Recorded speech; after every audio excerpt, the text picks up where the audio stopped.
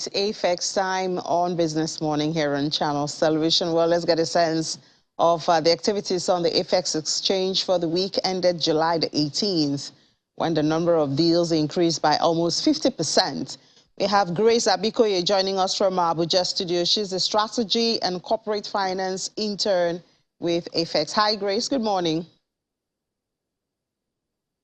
Hi, Ine. Thanks for having me. Good morning. Good to have you, Grace. So give us a rundown of the market activities. Okay. So we saw significant changes in our indicators in the commodity markets. For total turnover, there was a decline of 35.06%, closing the total turnover at 42 million naira. And for the number of volumes traded, there was a decline of 10.08%, closing the contracts at 1.7 million. And for the number of deals, there was a significant surge by over 49%, closing the number of deals at 460. For the ACI, which is the AFEX Commodity Index, there was a slight decline by 1.26%, closing it at 462.32. And for the AFEX Export Index, which is the AEI, there was an increase of 2.25%, closing it at 194.84. Moving on to the volume of contracts traded across the exchange, we saw that maize and paddy rice accounted for bulk of the trades. However, there was a decline in the volume of contracts for maize and for sorghum.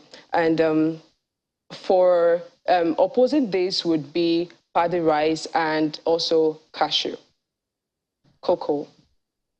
Yeah, and then so going into a deep dive into the price performances for the commodities, maize was the only gainer, and this gained by over 3%.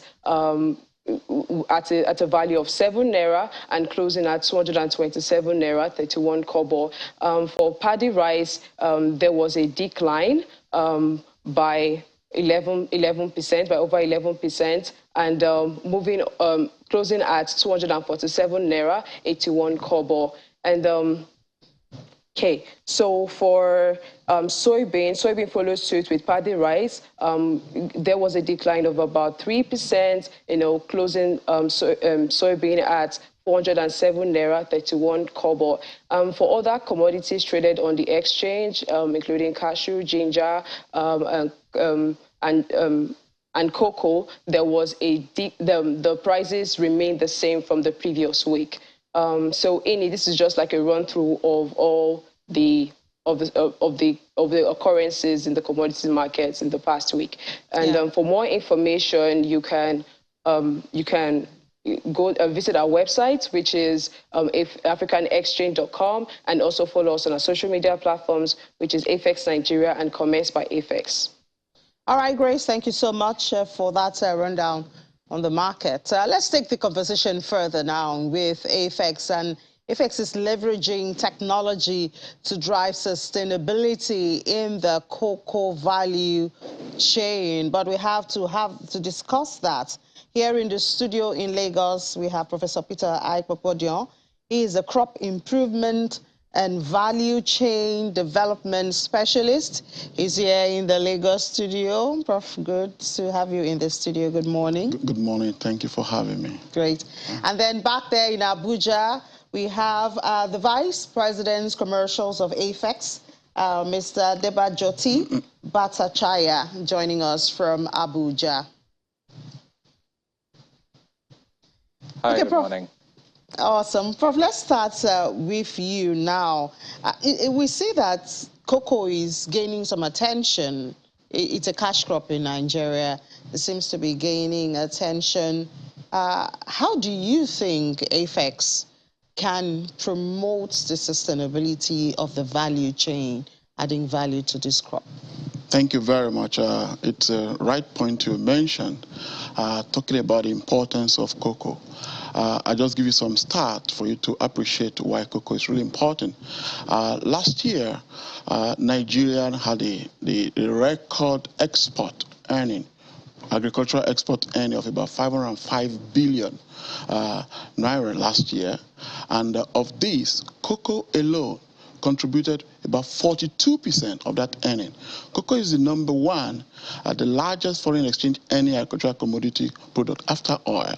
So that tells you the importance of cocoa. I mean, a commodity contributes 42% of what we earn, forex. And you know the situation right now, how we need to earn foreign exchange to deal with the economic situation and balance our trade.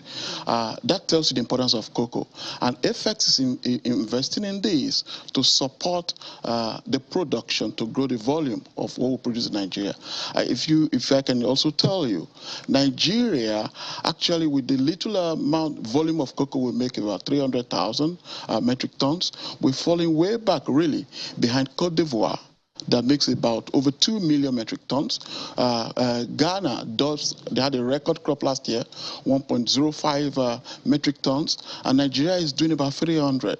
And you tell me, if Nigeria can be doing 300, and cocoa accounts for about more than 40% of our earning, that tells you if we are able to even double that, to even just 600,000 metric tons. That is the amount of forex we can earn. So that makes cocoa really important. Now, it becomes a responsibility for AFEX as a player, a soft commodity trading company, to really invest in the sustainability of that commodity crop. All right, let's go to Mr. Batachaya now to tell us how AFEX is really leveraging technology in this value chain.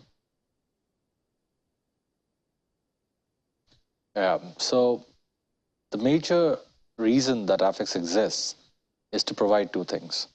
Number one is market access to the farmers, and number two, to give them a fair living income. There are different ways of doing this, and AFEX has chosen the way of using technology.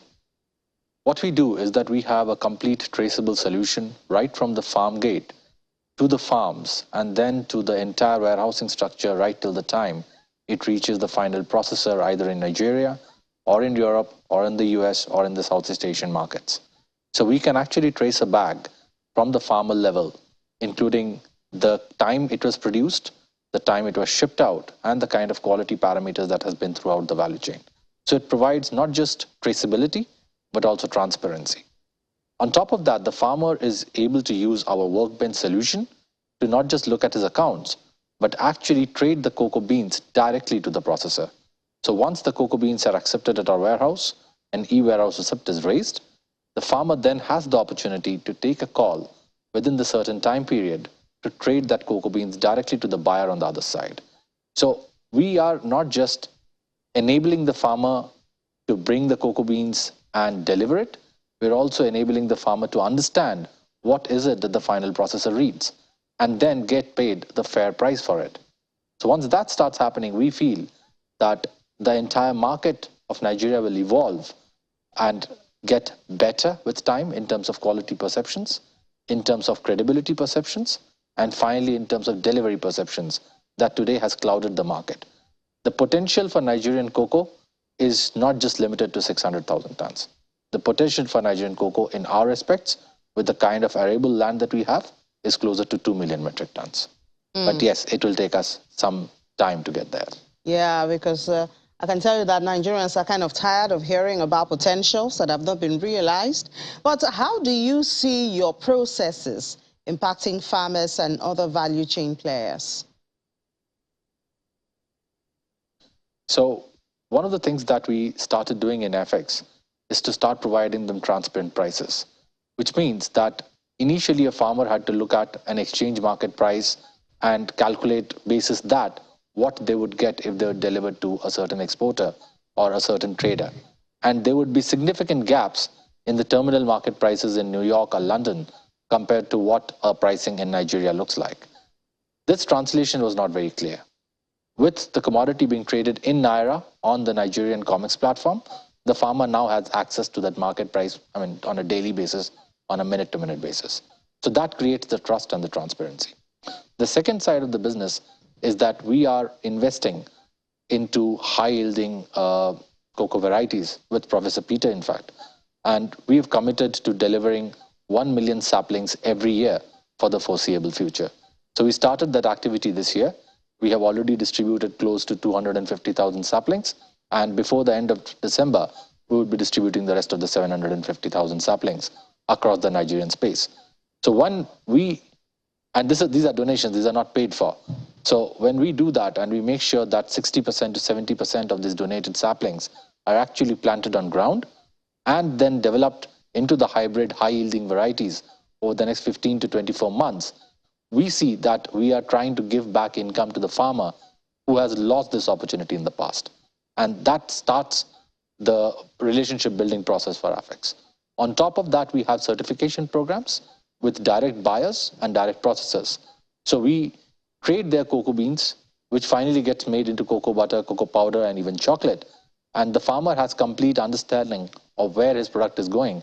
And if the farmer from Nigeria goes to a US market, we look forward to a day soon enough where he would be able to see, or she would be able to see, that it is his or her cocoa beans which have contributed to making that product. All right, time is really against us, Mr. Debajoti Batachaya. But just before we go, Prof, just a word or two. You mentioned your name about this, the sampling and the seedlings. How has that been going? How impactful? And how has it reached the people really down there? Right now, like you said, we are on the 1 million cocoa tree seedling for farmers. And this year, we have done over 200,000, as you mentioned. What we've done is we look at the producing areas, the production hub you have in those states, Osun State, and in Cross River State. And within each of the states, those are the area, for example, in Ondo State, Idonre area, Ondo East, and all that. So we have nurseries situated close to the people where they get this material. And these materials aren't just any material. They are material that have been developed by the Cocoa Research Institute of Nigeria. They are high-yielding materials, early maturing, and gives very high yield, more than 2.53 thousand tons, 3 tons per hectare. And these are being done right now, and it's being distributed. I was on the distributed field, free, according to what he said. Absolutely. I was on the field just yesterday, day before yesterday at Ilesha, Ikmirindo, precisely, where we saw farmers on the field. We're really happy. You needed to see their face, really happy that they've not had it like this before. All right, so we'll certainly be waiting for the harvest. Absolutely. And of course, the addition in the value chain before it is being exported. I think that's what we're really missing out. Well, thank you so much, Professor Peter Aikpopodion, Crop Improvement and Value Chain Development Specialist working with AFEX. Absolutely. And also the Vice President Commercials of AFEX, Mr. Debajoti Batachaya, joined in from our Abuja studio. That's AFEX time. Let's take a breather. We'll be back.